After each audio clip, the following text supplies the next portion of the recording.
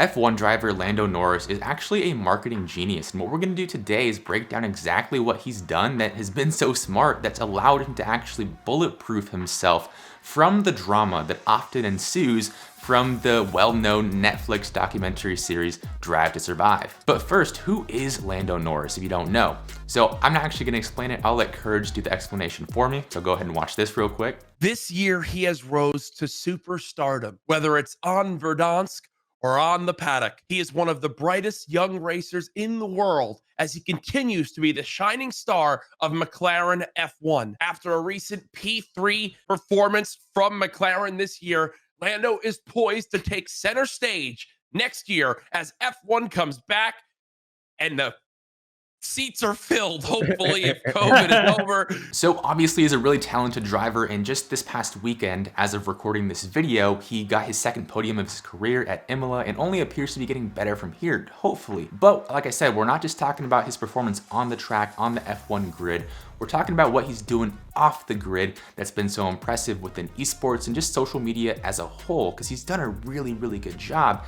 And before we can talk about that, we have to introduce the other component to this whole dynamic, which is the F1 Drive to Survive documentary on Netflix. And from the perspective of F1 as a whole, it's very clear that Drive to Survive was a net positive. The first race of the 2021 season in Bahrain was the most viewed race in US history within the United States. Social media engagement was up 99% relative to before the documentary series. And over 75% of that audience that's been brought in by the documentary has been in this sort of 16 to 35 range, so a relatively younger audience, which is great for the longevity of the sport. So like I said, overall a net positive for Formula One. And speaking personally, I was a fan that was brought in very recently by the documentary. It was super entertaining. It did a great job of painting these storylines, giving you behind the scenes look at everything that goes into the race. It's not just cars driving in a circle on a track.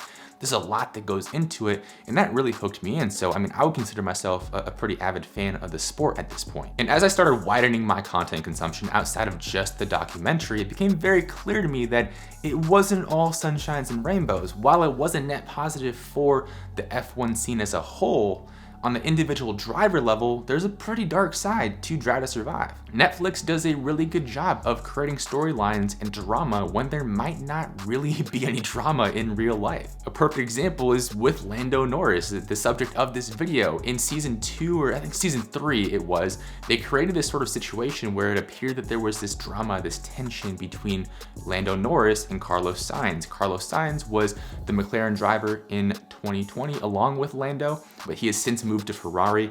At the beginning of that 2020 season, it was already known that he was going to be making that move, or pretty early on, it was known that he would be making that move.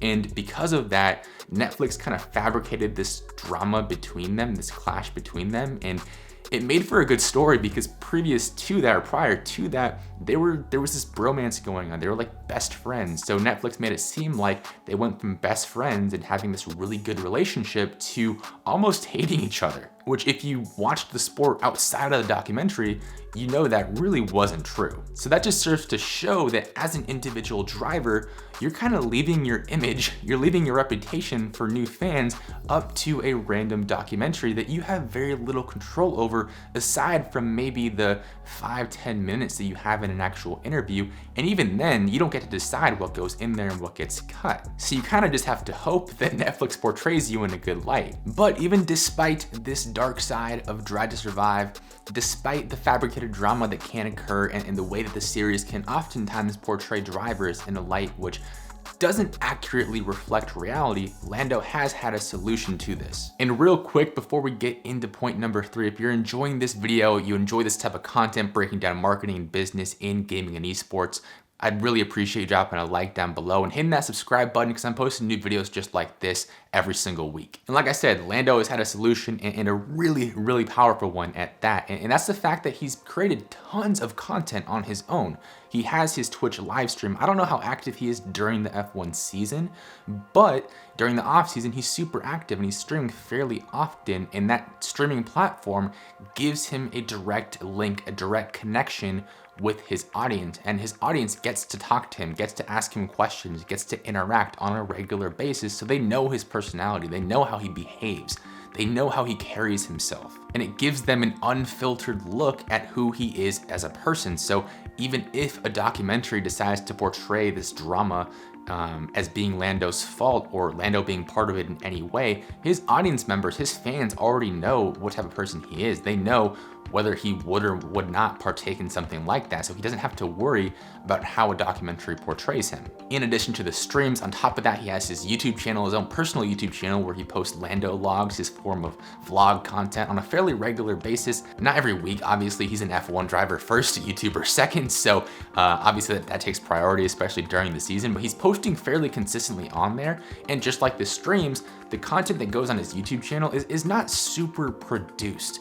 It's well done, it is well produced, but it's not over the top, fancy, extravagant, like you oftentimes see at the pro sport level. They kind of try too hard to make it seem just out of this world production wise.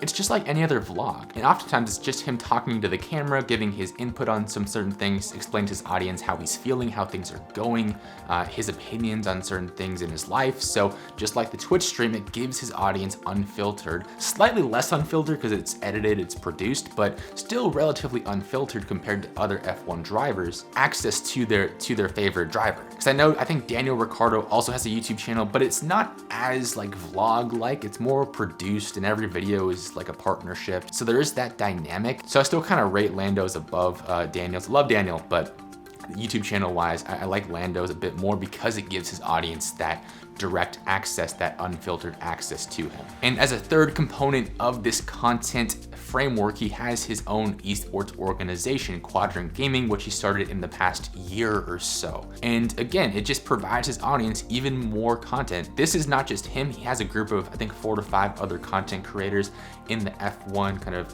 iRacing space that are also part of the organization. But again, it's just another opportunity to create more content. And obviously with this one as well, it's the opportunity to sell merch, because I tried to get my hands on their merch for this video. I think it would have been a bit more fitting if I was wearing a Quadrant hoodie than if I was wearing this Dallas Empire hoodie. Still a super nice hoodie, but would have been a bit more relevant to the video. Unfortunately, I could not get my hands on the merch because it was all sold out. So clearly they're doing something right over there. And what I like about this one as well is that Lando's name is tied to the organization, but he doesn't have to be always creating content for the organization to keep functioning. Obviously, a lot of the videos have him in it, but like I said a few seconds ago, it's not just him. So even when he's racing, even when the F1 season is going on, he might not have enough time to film the LandoLOGs, to go on Twitch and live stream. There's still content being pushed out that people are associating with him. And who knows, maybe we'll see them compete long-term in something like Call of Duty or like Rocket League or Valorant, or just something outside of the virtual motorsport genre. But for right now, even just that is still a really good start.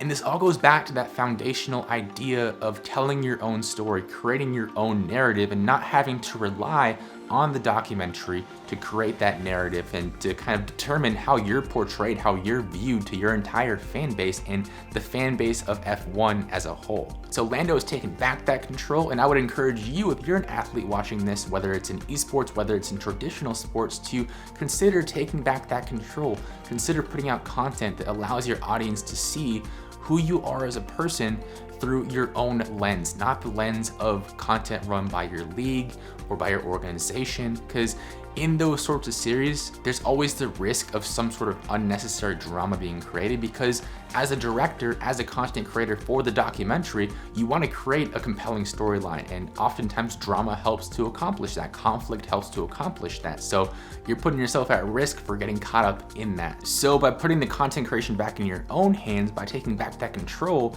you can bulletproof yourself from that drama, from that unnecessary conflict, just like Lando did in this situation. So if you enjoyed this video, I'd really appreciate you dropping a like down below, hitting that subscribe button for new videos just like this, marketing case studies, analysis, strategy, tips every single week. Would really appreciate that. Would love to see you stick around. And also, I'd highly suggest watching this video on the screen right now. I think it's over here, I forget what side it's on, but go ahead and give that a watch, drop a like down below, and I will go ahead and see you in that next video.